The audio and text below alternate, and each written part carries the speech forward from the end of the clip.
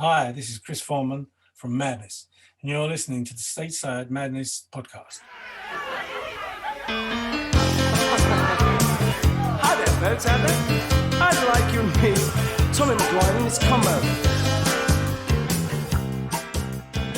Hello, and welcome to the Stateside Madness podcast, the one and only podcast of the official Madness American fan service. I'm Laurie, along with my co-host Polly, here to bring you news, reviews, and deep dives into the nutty sound of the British pop band Madness.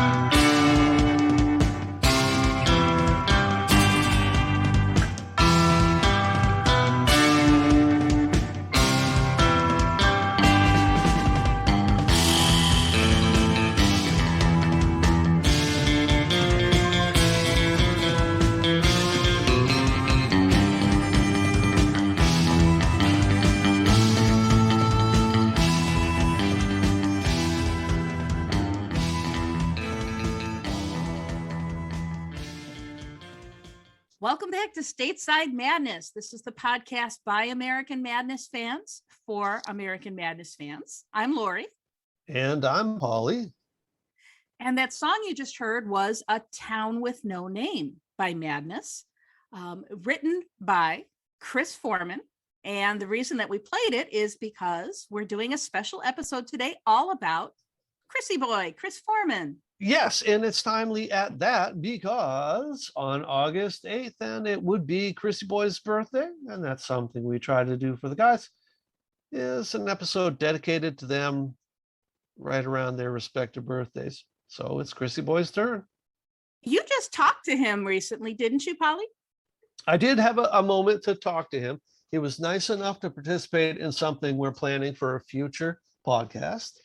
And we talked a little bit, and I just happened to ask him, kind of what his thoughts on having a birthday was. Happy birthday! Oh, well, it's not till the 8th. But that's very kind of you.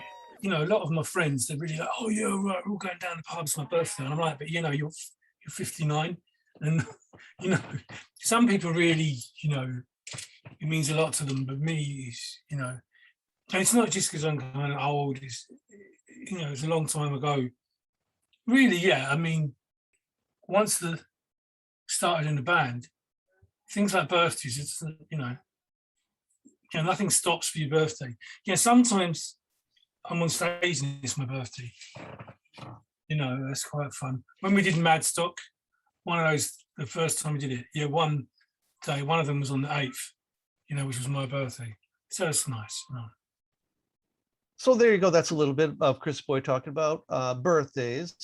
So if you want to hear a little bit more from Chrissy Boy, there are more things coming up. Stay tuned to the future shows. Shortly, we'll have a show featuring a little bit more commentary from Chris. Is that all you're going to tell us right now? That is all I'm going to tell you right now. Oh, secrets. All right, so let's talk about Chris Foreman. Christopher John Foreman was born August 8th, 1956 at University College Hospital in London. His mother, Rita, was a dancer. His father, John Foreman, was a folk singer and music hall performer known as the Broadside King. He performed traditional Cockney songs. And I actually was able to dig up, he released an album, John Foreman released an album on Reality Records in 1966. And Polly, I sent you this album and you listened to it, and you picked a song that you really liked off this album. I did. I'm not overly in love with traditional folk songs or sea shanty-ish type of stuff.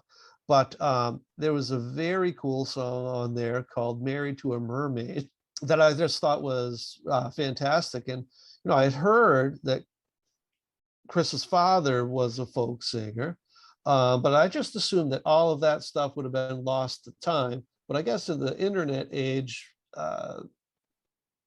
fewer and fewer things are lost to time. So it's really cool that you were able to come up with it.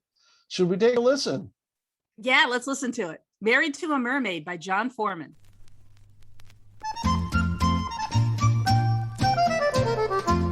There was a gay young farmer, and he lived on Salisbury Plain. He loved a rich knight's daughter dear, and she loved him again. But the knight was so distressed that they should sweethearts be.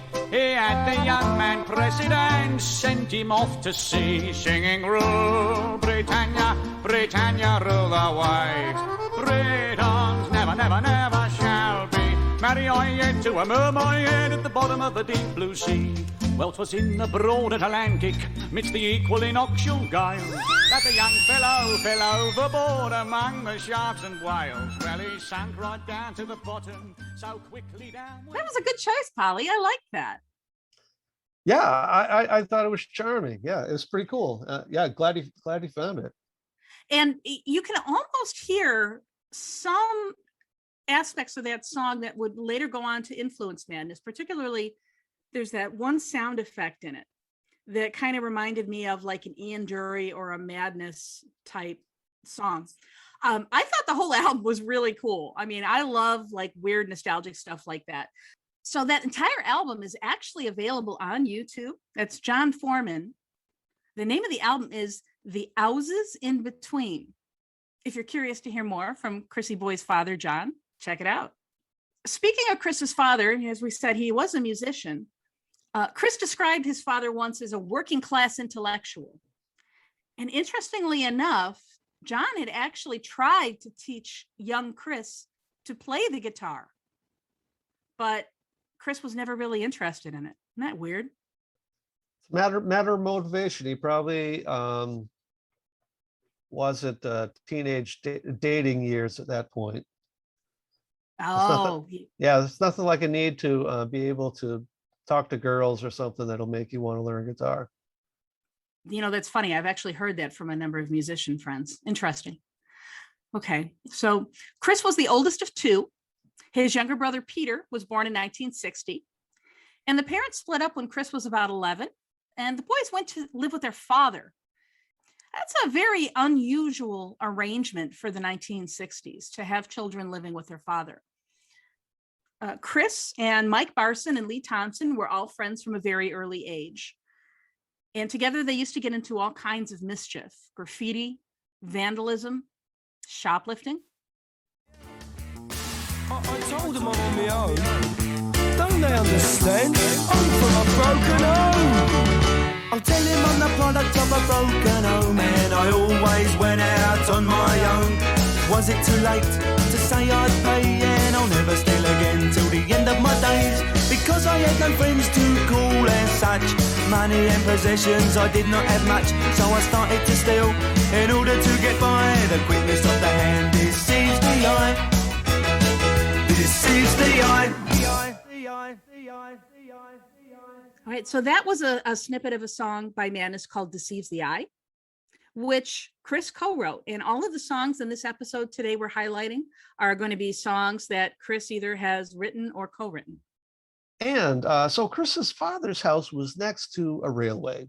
Chris has compared it to the Blues Brothers with the L train. And if you don't remember that scene, it's where they're talking about the frequency and the closeness of the train as being virtually uninterrupted. How often does the train go by? So often you won't even notice it.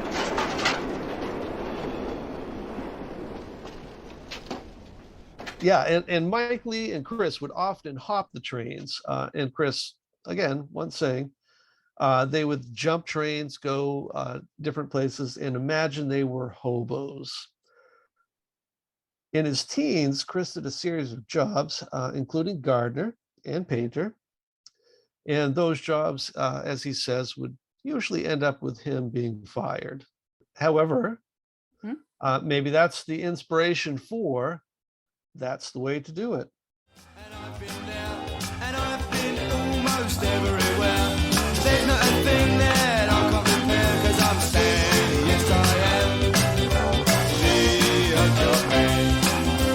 I'm a tradesman, I know all the tricks.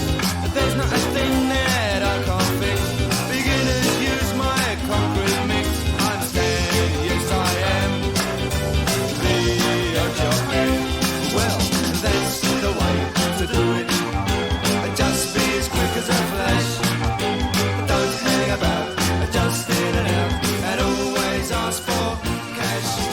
Any job that you want done, phone me up, 'cause I'm the one.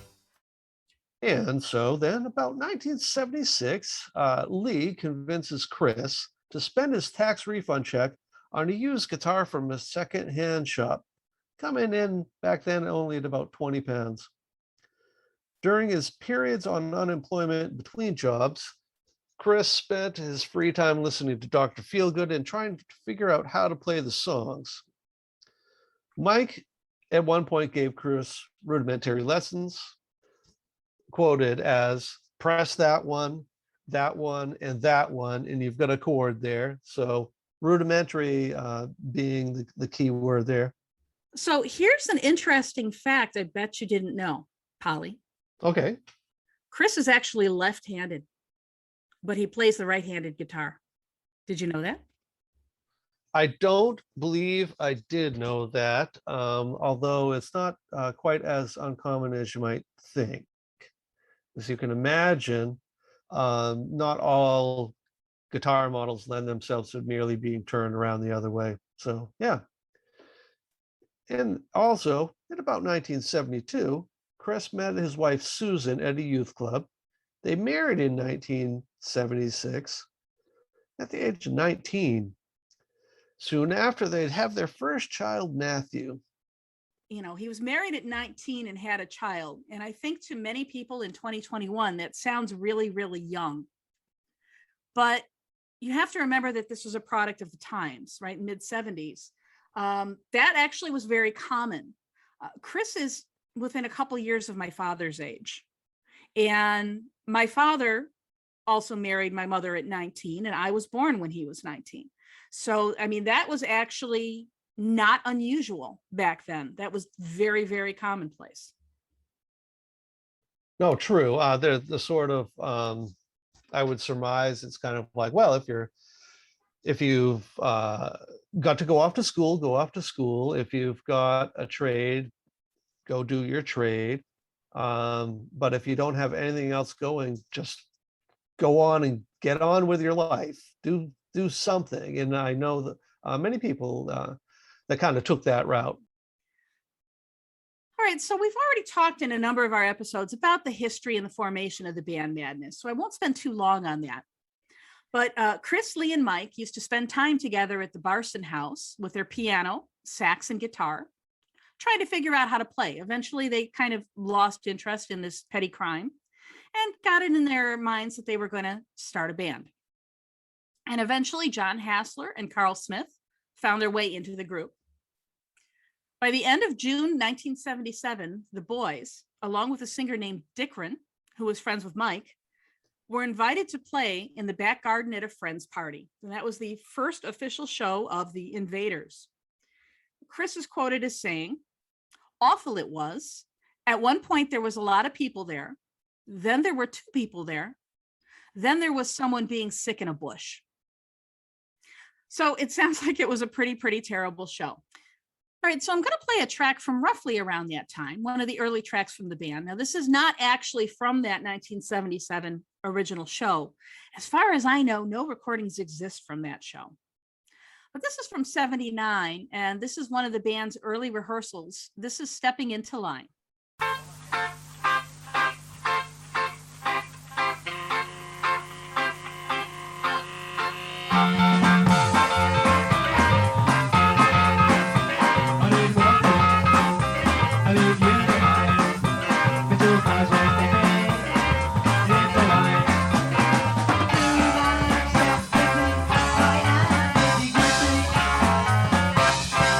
Yeah.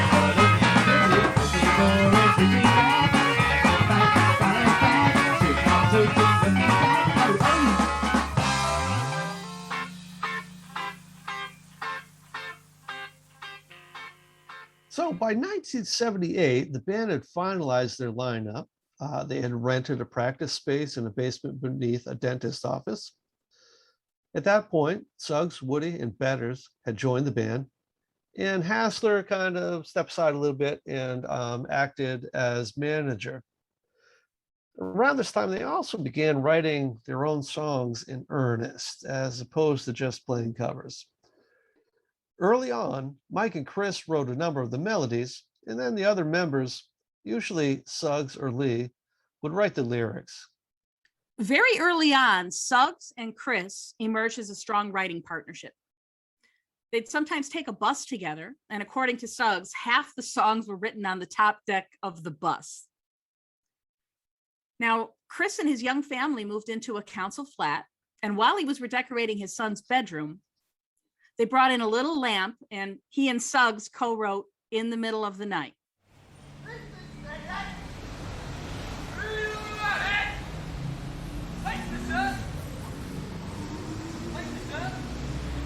Nice man George, newsagent on the corner, not very rich but never any poorer. Georgie, old George, a happy 63, not very tall but healthier than me. He whistles timeless tunes as he saunters down the street, springs in his legs and elastic in his feet. But in the middle of the night, he steals through your garden, gives your hosiery a fright, doesn't say pardon, as soft as a breeze, with an armful of underwear on his hands and knees, dreams about the knicker scare. Hello there, George, newsagent on the corner, how's the old car? Yes, the climate's getting... Chris is the one who would jokingly suggest renaming themselves Madness after the song. So, of course, Madness, by that point, the song was in their repertoire. And if you watch Take It or Leave It, there's a little snippet in there about just that thing. Somebody suggesting when they seemed out of ideas, well, why don't we take a song from our repertoire and call ourselves that? Now, we know the Madness story from here. The Prince single on two-tone, signing to Stiff Records, etc. Chris's marriage to Susan was starting to feel a little strained. As Chrissy describes it, I was out working 3 nights a week. I used to get lonely. He missed seeing his boy grow up. And so subsequently, they split in 1981. Chris was the most mature member of the band. Not only was he the oldest, he was also the first one to get married, to have the responsibilities of a child, a family. Maybe that's why he was always the responsible one in the band. It seems like he was always the one keeping an eye on the band's bottom line, for example, making sure that the contracts were fair, making sure that people weren't spending too much money. He has a very even temper and was reportedly nicknamed by a crew member, the man who never sweats. As I understand it too, I think he really was a balancing force with Carl. Because Carl was very fiery and very passionate. And from what I understand, Chris was the one who could kind of even him out.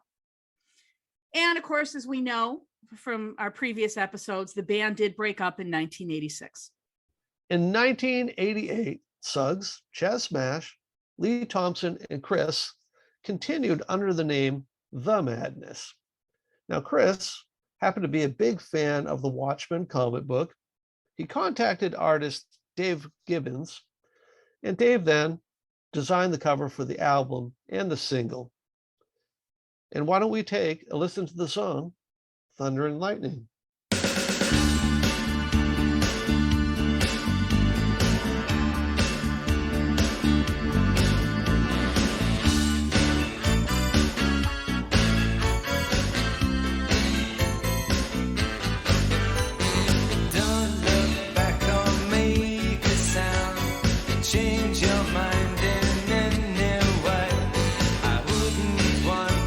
Turn you round, even if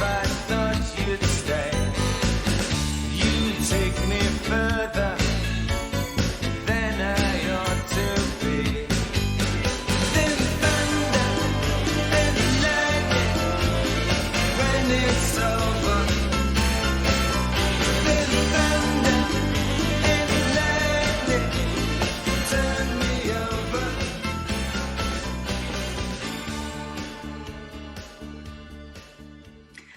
That's a good one. I think people tend to forget about the Madness, you know, that one-off kind of project. But I think Chris wrote like 3 of the songs on the album. That was one of them.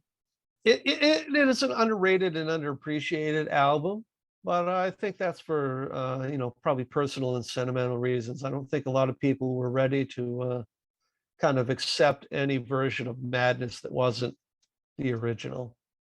Yeah, I think you're right.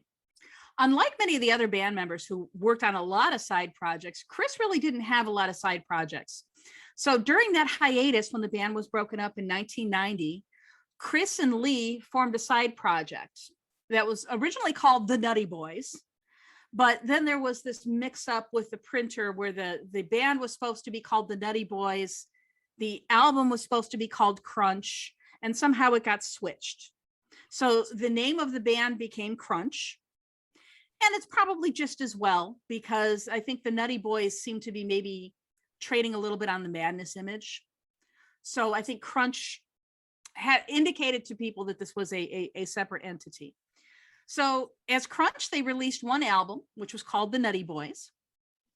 Now, Crunch was, besides Lee on vocals and Chris on guitar, Paul Tadman on bass, Spider on drums and backing vocals, Dave Lazaro on organ, Louis Vaus on piano, and Stephen N on saxophone. All of the songs on the album, with the exception of the Beethoven song, were written by Lee and Chris. And even though this was a one-off project, seems like every few years Crunch would reappear. I know they played at Camden's Underworld 2000, and they played the House of Fun Weekender in 2015. This is one of my favorite songs by Crunch, again, which Chris and Lee wrote together. I really like Chris's guitar on this album. This song is called Magic Carpet. There's no peace for the wicked, for the likes of you and me. So, hop aboard this magic carpet ride. There's no turning back once you decide. Welcome aboard this magic carpet ride. There's no pulling out, in me you can confide. You got to make up in your own mind just where it is you're destined to. Don't let anyone downheart or dissuade you. You're on a straight course, right on through.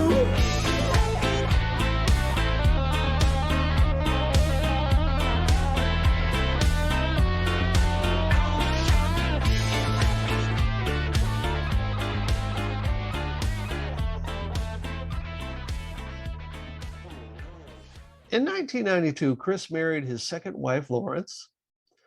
They would have a son, Felix, in 1993.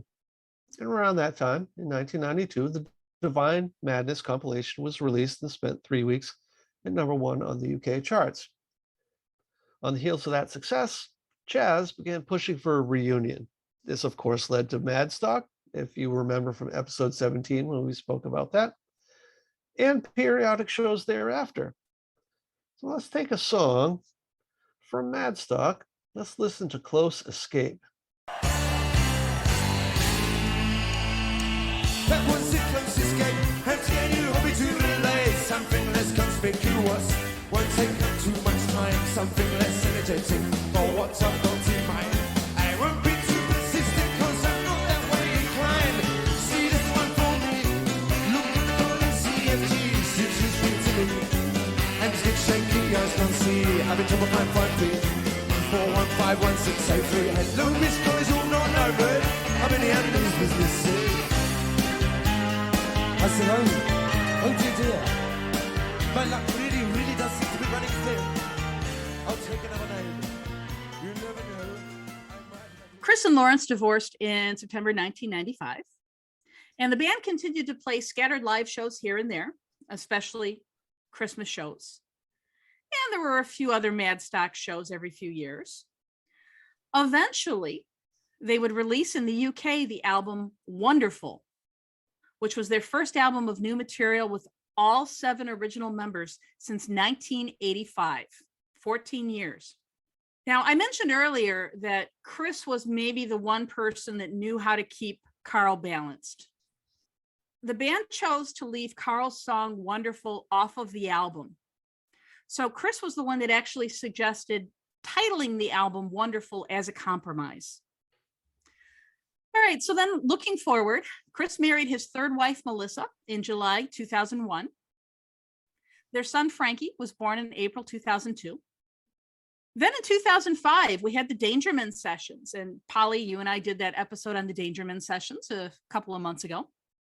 Chris was in the studio with the band to record the Dangerman Sessions Volume 1 in 2005.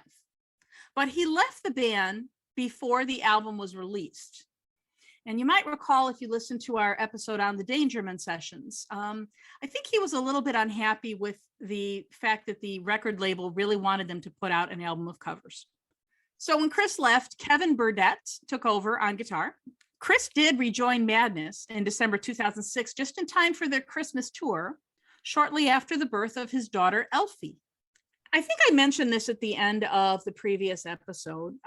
Since we have been doing this podcast, I've really come to appreciate how much Chris really does bring to the group. I mean, I knew he was a guitarist.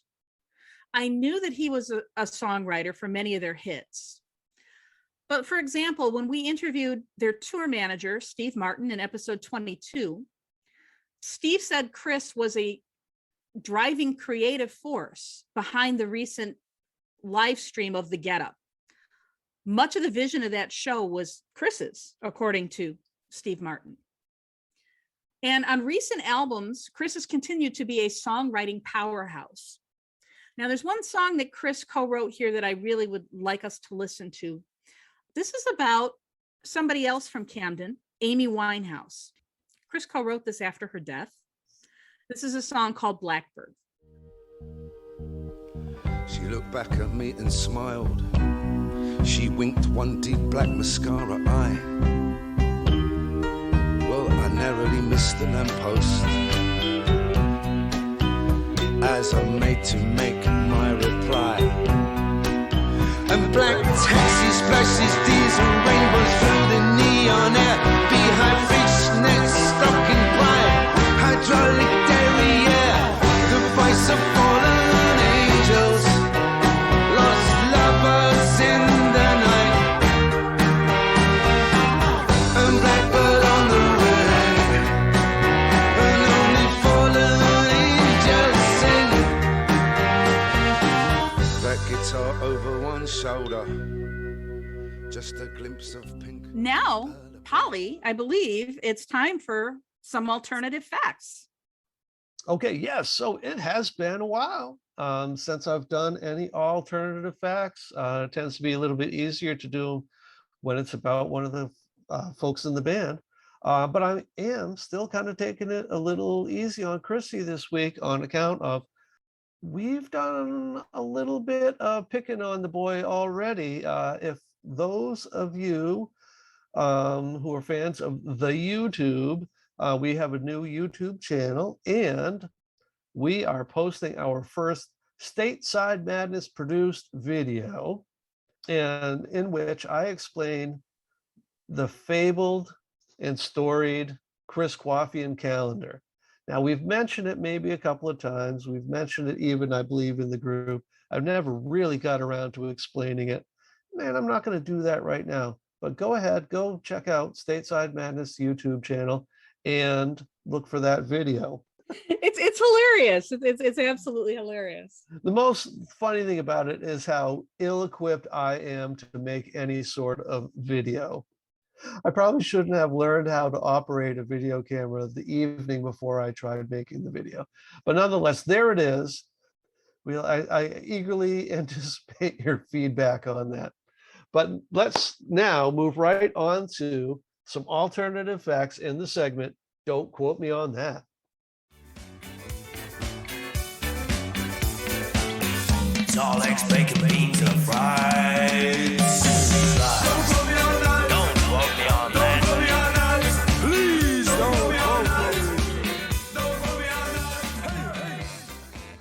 quote me on this, but Chrissy Boy wrote, "Madness is all in the mind," one time when he was convinced he was just imagining himself and the 6 other guys. In the pantheon of great guitarists, Chris falls between Mark Bolan and Dave Hill, alphabetically. Always one to keep up with the times, Chris is re-releasing Our House as Our Airbnb on September 8th. Chris once had his lawyer send Disney a cease and desist letter because he thought they used his likeness as the inspiration for the Beagle Boys from DuckTales. Come on, give them some royalties. They say that I shouldn't like him anymore, 'cause I'm all white. Well, he's all white by me. All right, so as we like to do when we're talking about band members, Laurie and I like to pick our top 5 songs that the band member has writing credits on. And a sort of unofficial rule is that we tend to veer away from ones where all writing credits are distributed amongst all the members. So, really where somebody has a concentrated amount of effort put into the song. Thankfully, Chrissy Boy has an awful lot of writing credits. He really does a great deal of the work in the band. So let's get right to it. Our top 5 choices. Laurie, what is your number 5? My number 5 choice, Chris co-wrote with Carl, Cardiac Arrest.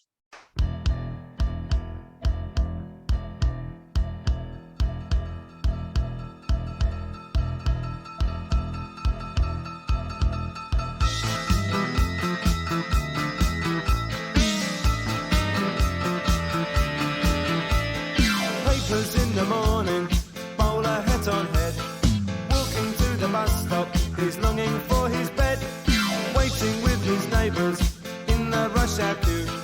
Got to get the first bus, so much for him to do. He's got to hurry, got to get his seat, can't miss his place, got to rest his feet. 10 more minutes till he gets there, the crossword's nearly done.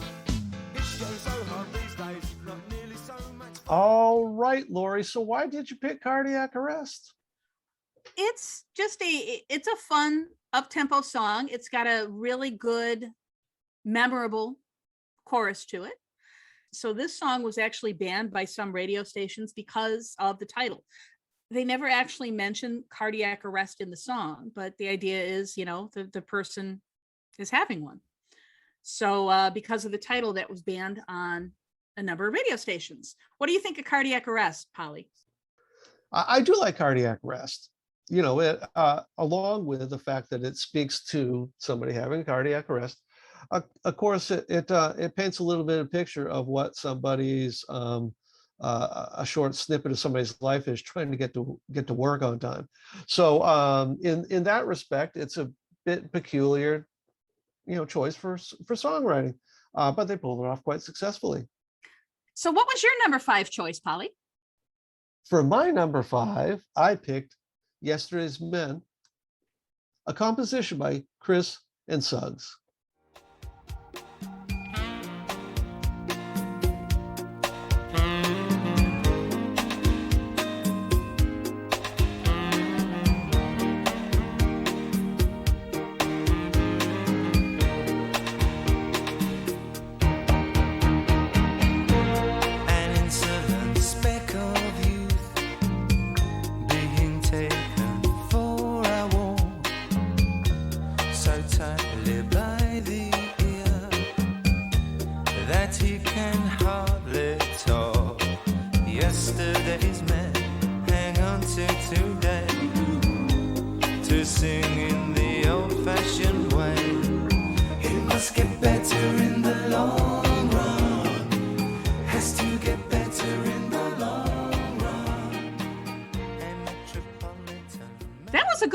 Polly, and that one kind of took me by surprise. I wasn't expecting you to put that song on here because you're not a huge fan of the Mad Not Mad album, are you? I'm really not that much of a fan of Mad Not Mad. And I do believe even in the last episode, I said that one of the B-sides, I think would have been better than any song on the album. But I do like the sentimentality of Yesterday's Man. And it happens to be, I think, one of Suggs's better vocal deliveries across the whole song. Okay, so Laurie, what would your number 4 choice be then? You know, I have to put a crunch song on here, Polly. So I'm going to play It's Okay, I'm a Policeman by Crunch.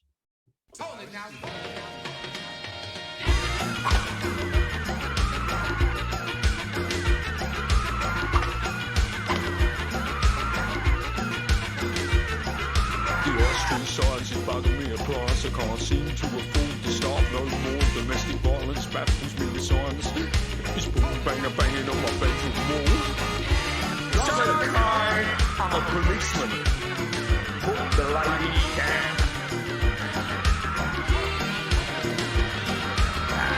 It's okay, I'm a policeman. And you are under stress.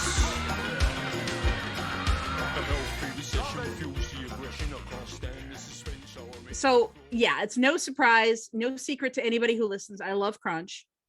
I really enjoy the samples that they used on this song. It's funny. It's very tongue in cheek, you know. I know this wasn't in your top 5, but you are a fan of this song too, aren't you, Polly? Oh yeah, very much so, and a fan of Crunch.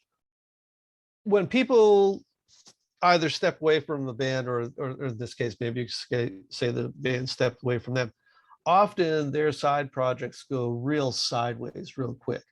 And often that's for trying to directly mimic or recreate the style that they had in the band. Crunch is just a huge departure in a lot of ways. So it was great. And I would argue it's probably, I think if we ask the guys, it probably was a great deal cathartic, because it wasn't as though, I mean, I'd never say they were not putting a lot of effort in, but I think the whole point of everything that they were doing with Crunch was just to have fun and probably not sweat the small stuff, you know?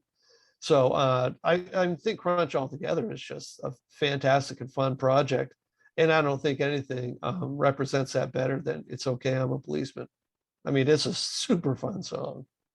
Yeah, I think in many cases, not always, but in many cases, when a band splits up and does side projects, that reinvigorates their creative energy. I think that this side project, it let Chris and Lee really kind of get creative in ways that they hadn't done before, with things like the samples, with Lee on vocals instead of sax.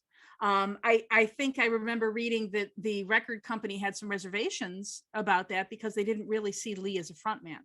Their songwriting skills really shine here, both Chris and Lee. And so, yeah, the whole Crunch project, very near and dear to my heart. Polly, what was your number 4? I chose Uncle Sam for my number 4. Why don't we take a listen?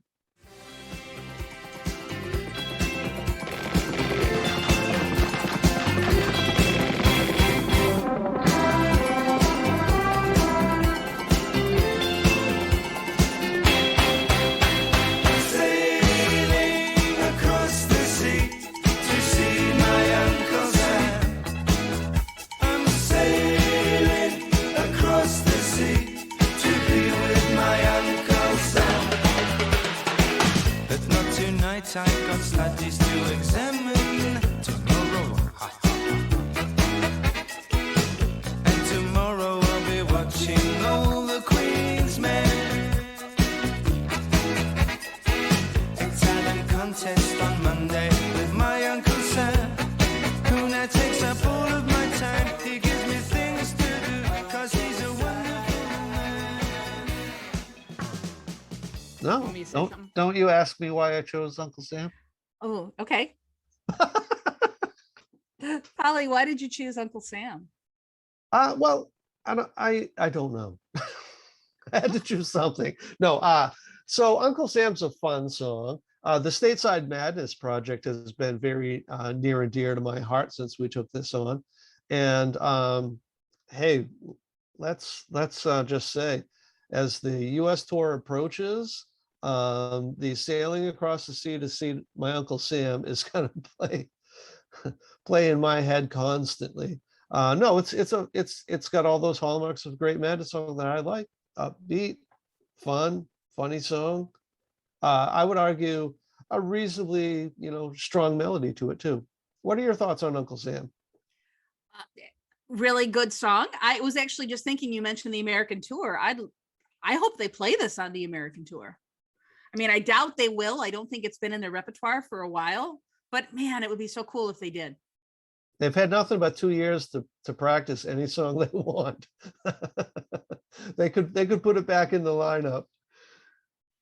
All right. So Laurie, number 3, what do you got? Shut up. No, Laurie, it's your number 3 song. What do you got? Shut up. The longer the daylight, the less I do wrong. Now pass the blame and don't blame me. Just close your eyes and count to 3. 1, 2, 3. Then I'll be gone and you'll forget the broken window TV set.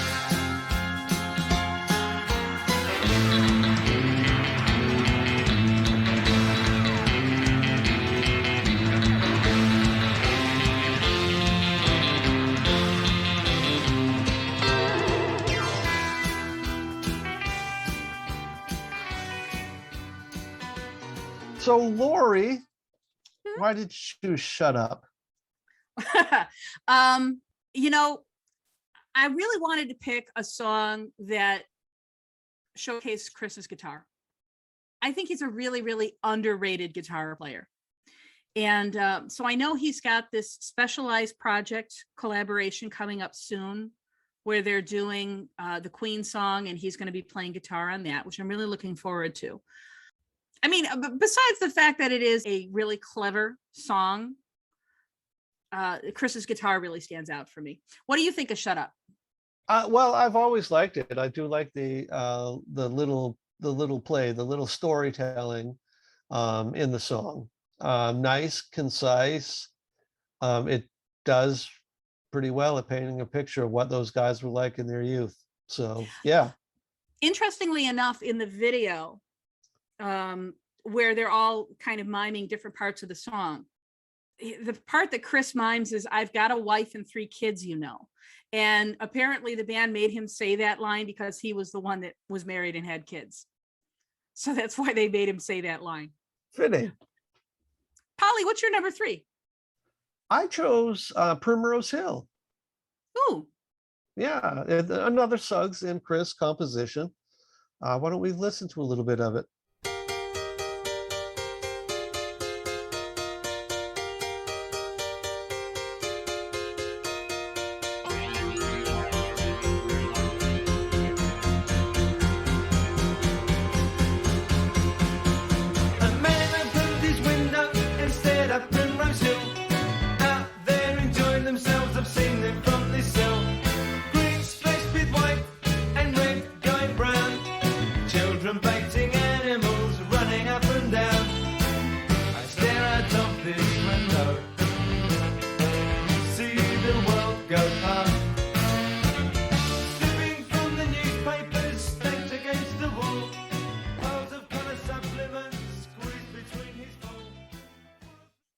All right. So Laurie, thoughts on Primrose Hill?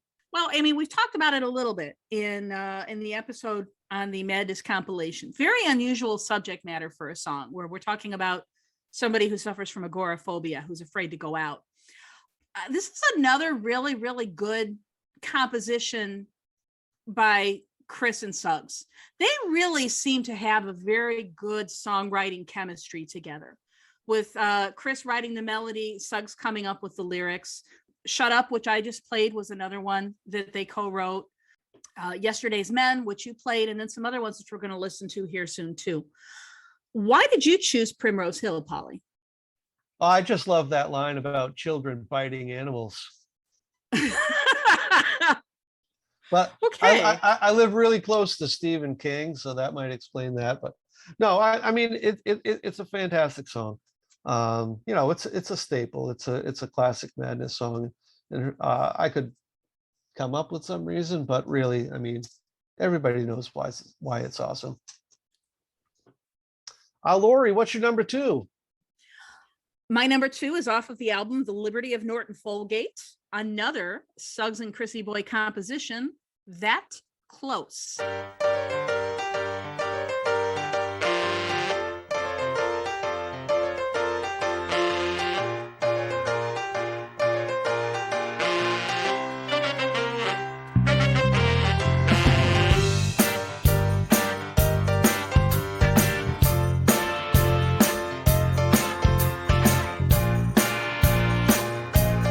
Ready for love.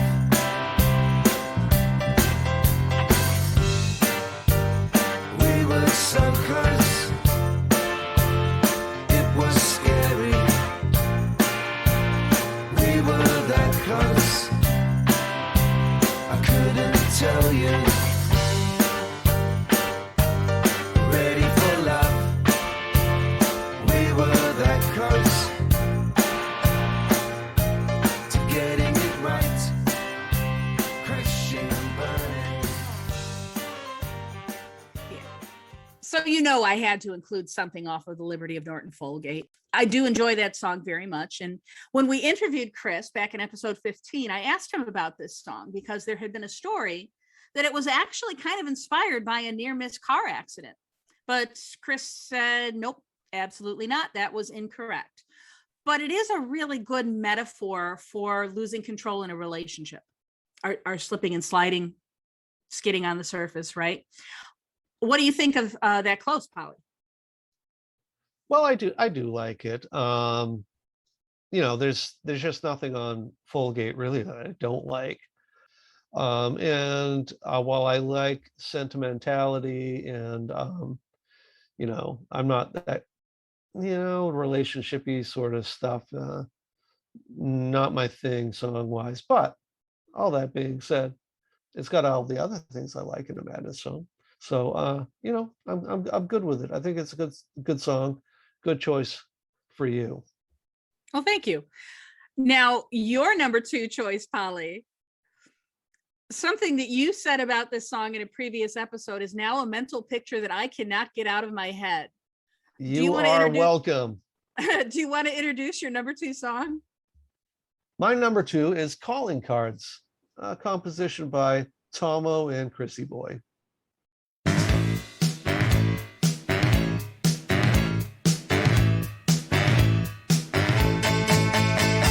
Something office in the old Kent Road, case from coast to most. A nice little number if you're out of work and on the sort to boast. You're in need of a job, I'm your man to see. I'll sit, I'll listen, I'll not say a word unless said will be best for we. Ooh, what if I'm a naughty boy? Ooh, I've been a naughty boy. We don't want to mark each other's card except the one you'll need. I need you and your return to help build my company. My twins work bright on a sunny day to cover town with a shake of a hand. On a high come back, cause I don't come back where they're working in the promised land. All right, Laurie, so what's that image, Laurie, that you can't shake? You said in a previous episode something about you dancing around in your underpants to this song. Well, I mean, that line, you know, ooh, I've been a naughty boy. I mean, come on. You know, why wouldn't anybody constantly be repeating that in their mind, or humming along to it, or sliding through the house risky business style? It's a great song. So are you a boxers man or a briefs man? I'm a briefs man. Proud. Really? Absolutely. I would have expected boxers. Okay. Anything else that you want to add about calling cards now that we why do you love calling cards, Laurie? I think it's very clever subject matter. So many of their early songs were about petty crimes, And this one is about stealing credit cards from the mail. I can't think of any other song that anyone has ever written about stealing credit cards from the mail. So for that reason, it gets a thumbs up from me. All right. So this ought to be the big ones then. So Laurie, what's your number one pick? Okay, well, I picked Our House, which was written by Chris and Carl. And yes, I know it's been played to death on American radio, television. I chose it because this is the song that first introduced me to Madness. And I remember in particular seeing Chrissy Boy, playing on the tennis racket, and then he's kind of going through, the 60s rocker, the 70s glam, that part of the video really stuck out in my mind. Now, the part of the song that I'm going to play is actually, I'm going to start with the guitar solo, because one of the things that Chris told us in episode 15 was that part of the reason he wrote this guitar solo is because he didn't want Lee to have yet another saxophone solo. So let's listen to Our House.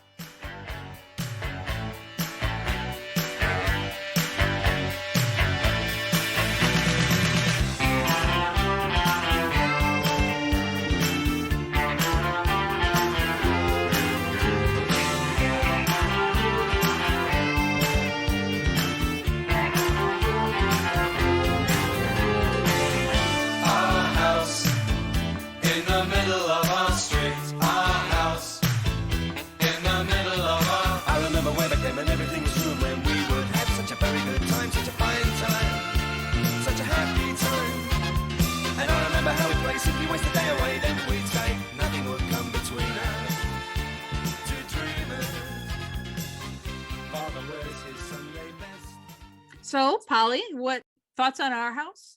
So Our House wasn't my introduction to Madness. Absolutely was. And then there was a bit of a gap when I just wasn't finding Madness albums. And but I had been proselytizing and trying to get my friends to like Madness, and had been at that for a while when Our House came out. And so that was kind of like spiking the volleyball. After hearing Our House and my friends hearing it, and of course it appearing on MTV, it was like being able to say, there, I told you, they're fucking awesome, Yep. So yeah, Our House, aside from being a great song, which I absolutely love for all the reasons anybody would, it also kind of helped me out a little bit. It was kind of like, there you go. That's all the credibility I need. I told you they were awesome. They're awesome. All you have to do, if somebody says, oh, I've never heard of Madness, all you have to do is sing a few bars. Our house in the middle of our street. And, oh yeah, I know who you're talking about. Without Our House, I would not know who Madness are. So I'm very, very grateful for this song. Polly, what is your number one Chrissy Boy composition? Well, it won't surprise listeners at all, but it just happens to be the best Madness song ever. I picked Baggy Trousers.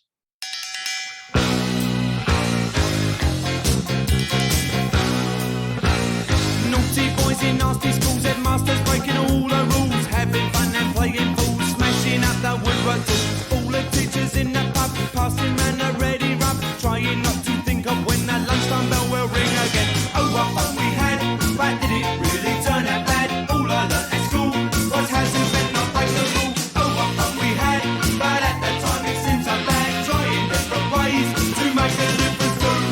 The headmasters had enough today, all the kids have gone away, gone to fight with next to school. Every term that is the rule, sits alone and bends his cane, same old backsides again, all the small ones tell two tales, walking home and... Okay, Laurie, so I've said it a lot, but why don't you tell the listeners why Baggy Trousers is the best Madness song ever? Don't put me on a spot like that. That's not fair. It's this quiz. You knew there was going to be a quiz, Professor.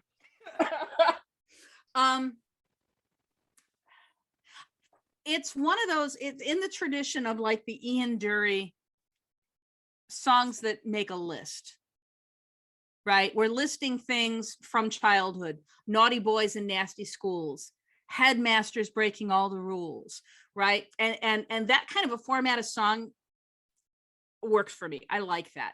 I've said before, I can't stand the word trousers.